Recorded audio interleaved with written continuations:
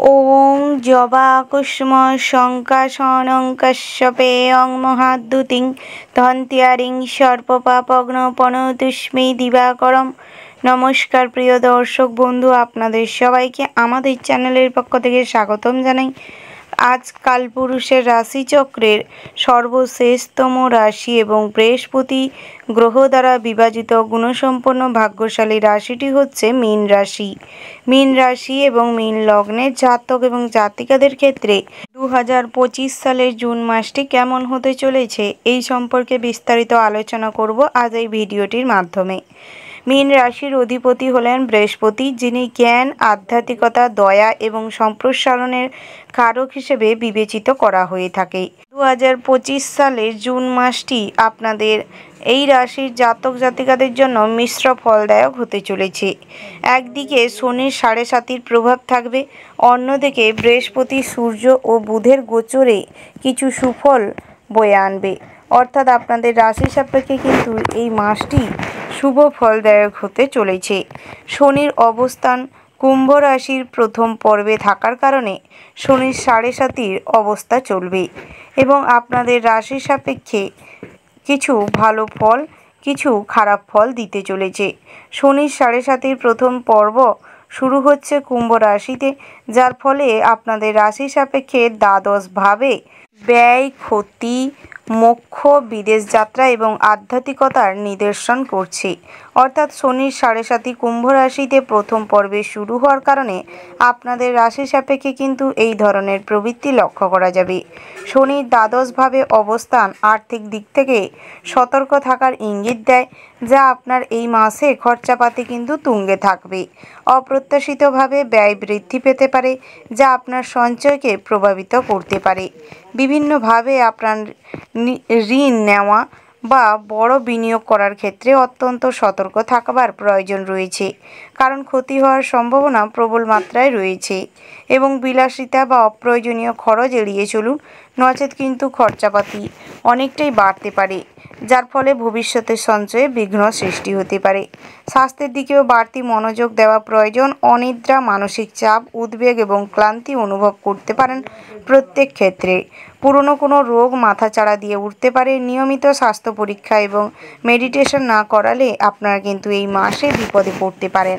স্বাস্থ্য নিয়ে অভাবনীয় দুশ্চিন্তা এবং ডাক্তারি প্রসেসে দৌড়ঝাঁপ বাড়তে পারে, তাই সেক্ষেত্রে সময় থাকতে গুরুত্ব সহকারে স্বাস্থ্যের দিকে নজর দিন।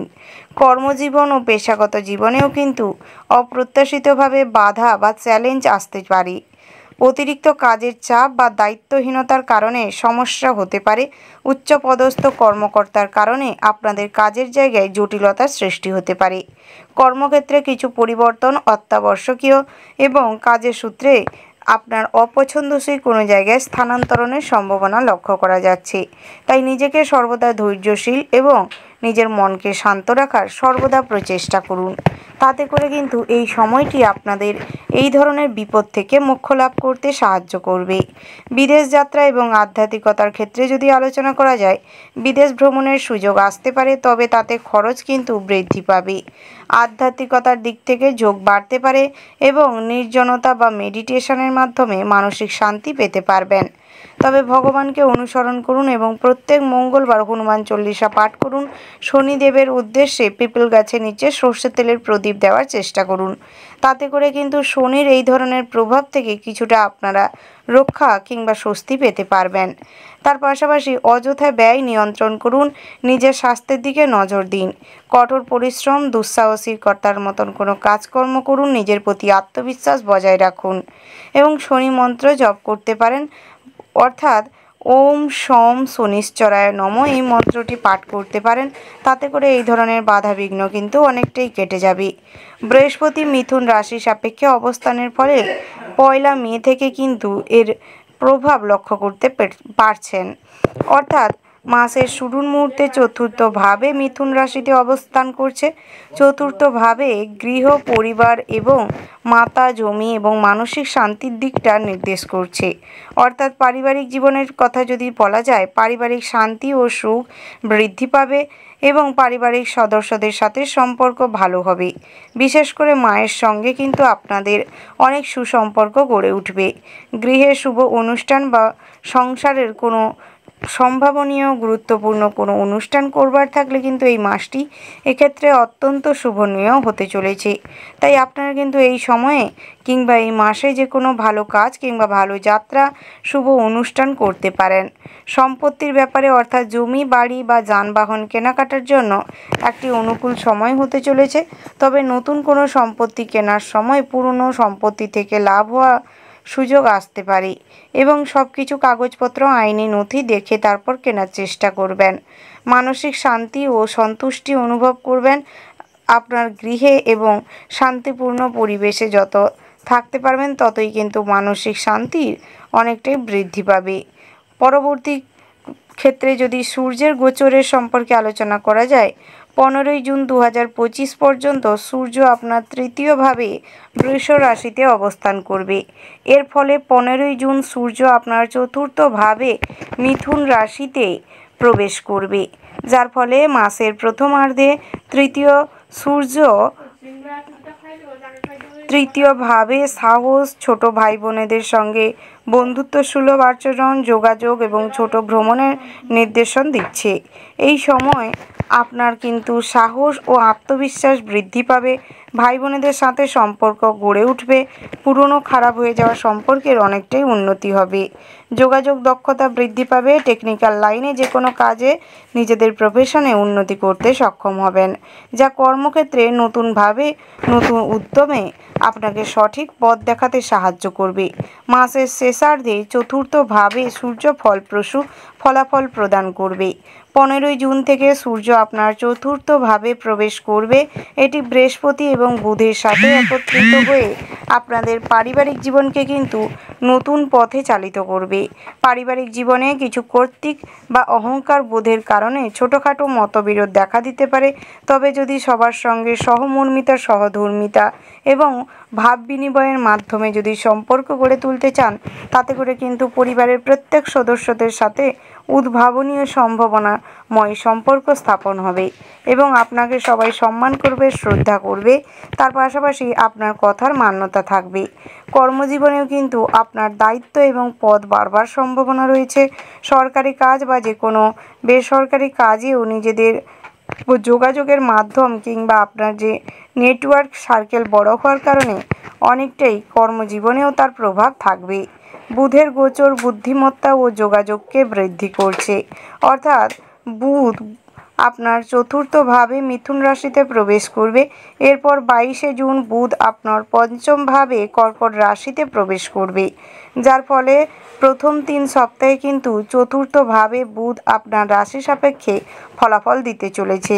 অর্থাৎ আপনাদের পারিবারিক পরিস্থিতি অনেকটা স্থিতিশীলতার মধ্যে আসবে। সংসারের যে কোনো জটিলতা কাটিয়ে উঠতে সক্ষম হবেন। প্রতিবেশীদের সঙ্গে সুসম্পর্ক গড়ে উঠবে। পারিবারিক জীবন কিন্তু আনন্দময় হয়ে উঠবে।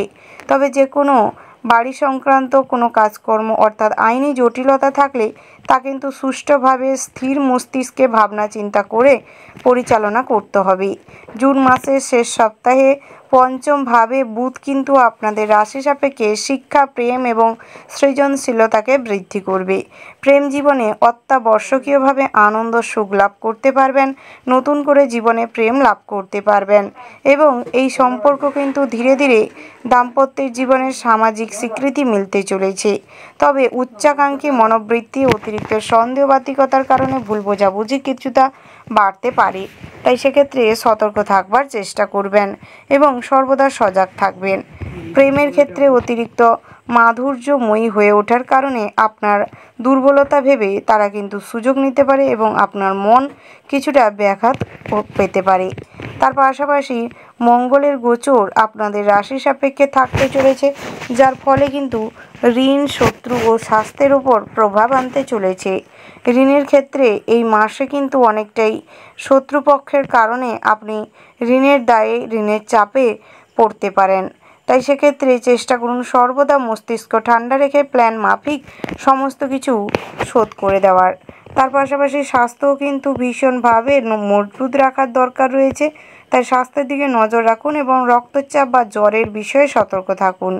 তার পাশাপাশি গবেষণামূলক কাজে ভীষণ আগ্রহ বৃদ্ধি পাবে। যে কোনো কাজে নিজেদের বেস্ট পারফরমেন্স দিয়ে করার কারণে মাসের শেষ ভাগে কিন্তু আমূল নতুন কোনো খবর আসতে চলেছে। সুখবর প্রাপ্তি করতে সক্ষম হবেন। শুক্রের গোচর আপনাদের আর্থিক ও বিভিন্ন রকম সম্পর্কের জটিলতা কাটিয়ে তুলতে সাহায্য করবে। যেহেতু মেষ রাশির সাপেক্ষে ষষ্ঠ ভাগে শুক্রের গোচর থাকতে চলেছে এই মাসে, যার ফলে আপনাদের রাশি সাপেক্ষেও কিন্তু কিছুটা ফল দিতে চলেছে। আপনাদের এই মাসে পড়াশোনার প্রতি আগ্রহ বৃদ্ধি পাবে। যে কোনো দেশের বাইরে কাজে যারা নিযুক্ত রয়েছেন আপনাদের ক্ষেত্রেও কিন্তু সময়টি আনুকূল অবস্থায় থাকতে চলেছে। রাহু প্রথমভাবে মীন রাশির সাপেক্ষে অবস্থান করছে, যার ফলে অপ্রত্যাশিত পরিবর্তন বা আত্ম উন্নতির দিকে ঠেলে দিতে পারে এবং নিজের প্রতি অতিরিক্ত গর্ববোধের কারণে নিজের অস্থিরতা এবং সিদ্ধান্তহীনতা নিয়ে বিভিন্ন রকম চাপের সম্মুখীন হতে পারেন। তাই সেক্ষেত্রে কিন্তু কিছুটা সতর্ক থাকুন এবং সর্বদা ধৈর্য সহকারে কাজকর্ম করবার চেষ্টা করবেন। কেতু কন্যা রাশি সাপেক্ষে সপ্তমভাবে অবস্থান করছে, যার ফলে কেতুর অবস্থান সম্পর্কে এবং অংশীদারিত্বে কিছু অপ্রত্যাশিত চ্যালেঞ্জ নিয়ে আসতে চলেছে।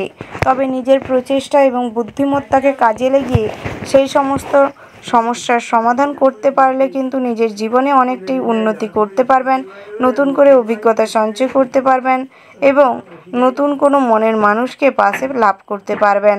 তার পাশাপাশি বৃহস্পতি চতুর্থভাবে অবস্থানের জন্য পারিবারিক সুখ শান্তি যেমন বজায় থাকবে, স্বামী স্ত্রীর মধ্যে সমস্ত রকম কলহ মিটে যাবে। বন্ধুগণ, আপনাদের আর্থিক অবস্থার কথা যদি বলা যায়, আপনাদের আর্থিক অবস্থা কিন্তু অনেকটাই শোচনীয় হতে চলেছে। অর্থাৎ এই মাসে কোনো জমায় বা সঞ্চয় না করতে পারার কারণে আপনাদের হতাশা আসতে পারে, ডিপ্রেশন তৈরি হতে পারে। তাই সেক্ষেত্রে নজর রাখুন এবং সতর্ক থাকুন। পারিবারিক সদস্যদের সাথে সদ্ভাব বজায় রাখুন। যে কোনো বিপদে তাদের থেকে সাহায্য প্রাপ্তি করতে সক্ষম হবেন।